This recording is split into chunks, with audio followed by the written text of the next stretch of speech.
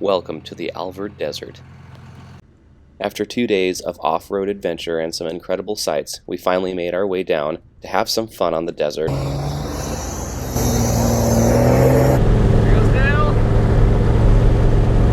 Welcome to the third and final day of the Gambler 5000 Fireside Edition. Good morning, day 3. Sadly, our last day. I need to get on home to see my wife and kid. I am excited to see them. I miss them.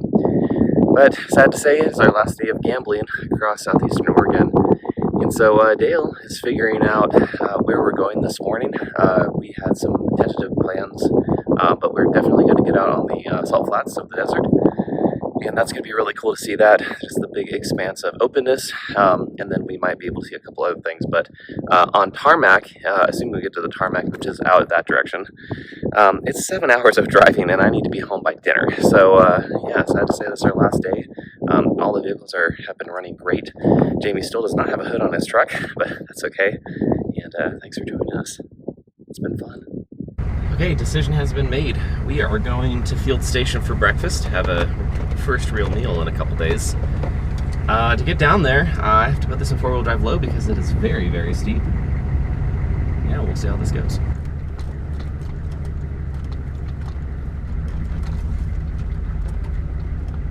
Alright, first gear, 4-wheel drive low, and don't have to touch the brakes. It's kind of hard to express how steep this is, but it's steep.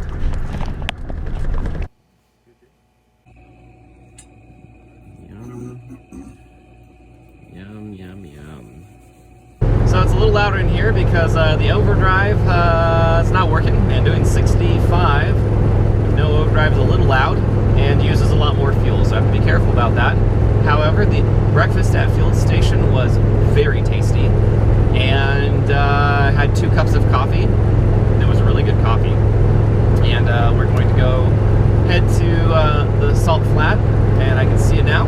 And it's at the base of the Steens. So yesterday we're at the top of the Steens, and now we're on the east side of them, and we're going to get out to the vast expanse of the Alvord Desert.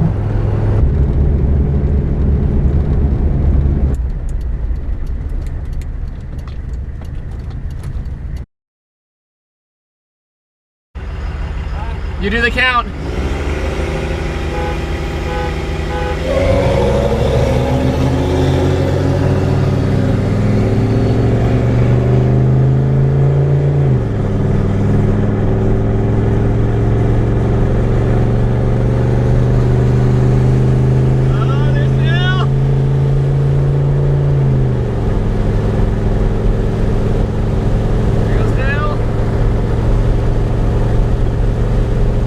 Ridiculous and very cool.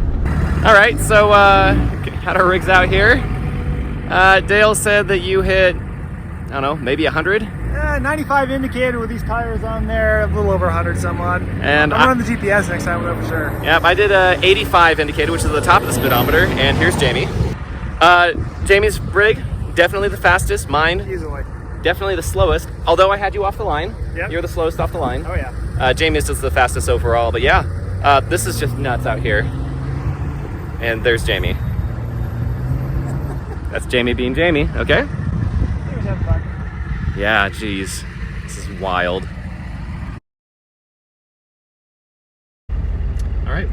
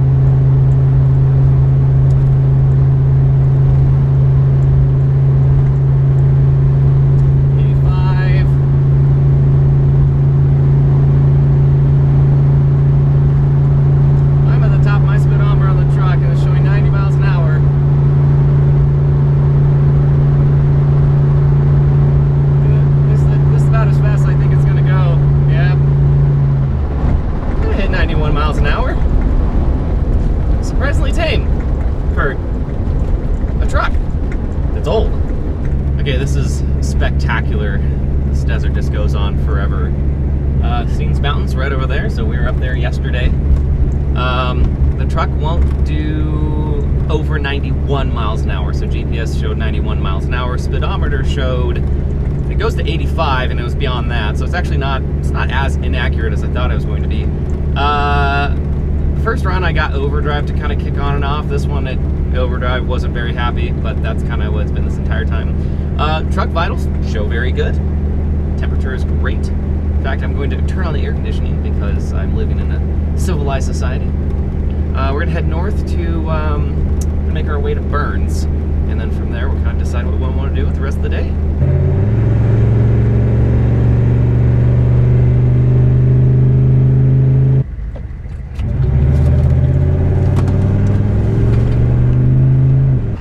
Are you proud of me? You see my cookie? Oh, I did What was that? I did a cookie. Oh.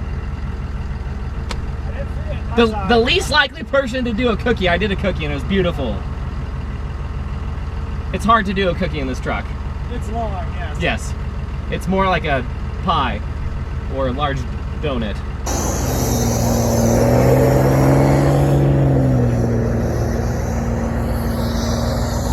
Okay, of the vehicles that do donuts, Jamie wins that one as well.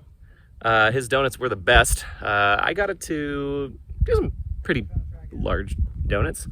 Yeah, this is spectacular out here. That was fun. We accidentally parked on top of maybe a hornet's nest, so we very quickly got into the car. But I did get my very Top Gear-like picture of our rigs out here in the desert. That was cool. I mean, we could probably spend hours out here, but we do got to get home to my wife and kid. So we are going to find and trek our way up to Burns from here.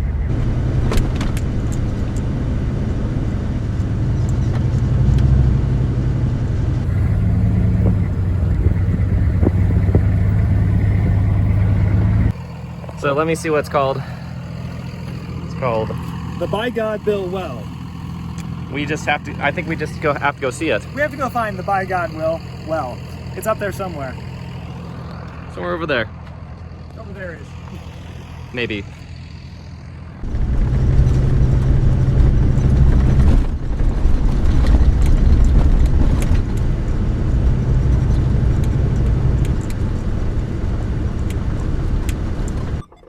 Oh, by God, Bill.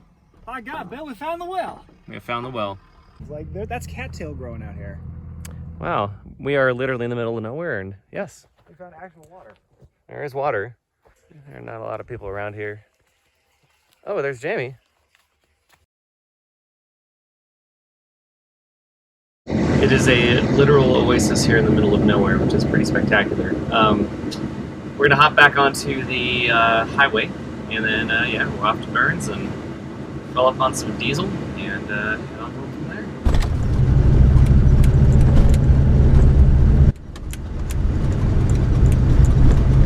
So at some point on the trip, that squeaking sound in the back, the slider window frame came out of its frame, so it just kind of shut together-ish. Otherwise, the rear view mirror has fallen off. There's a new clang from the suspension up there that we've looked at it. Seems fine. It's been there most of the trip. And it likes to get hot when you're going up hills, but otherwise this has been a phenomenal truck. I like the way this sounds. It's nice. The 6.5 is not very loud at all. And then of course the overdrive. Although I'm going to try to air up the tires to see if that having a little bit easier rotation is going to be more helpful. So see if I can get him back to about 45 pounds. And we'll go from there.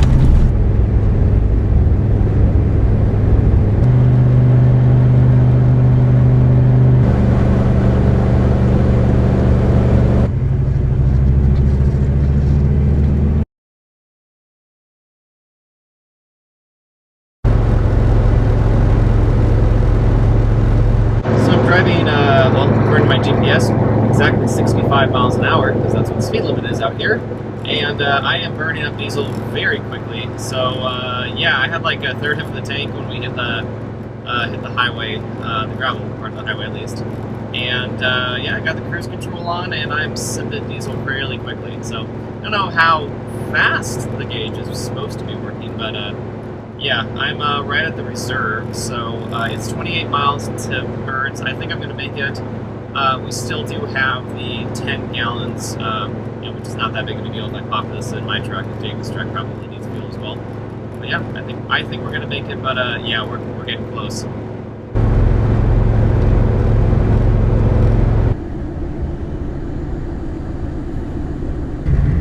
This is a very welcome sight.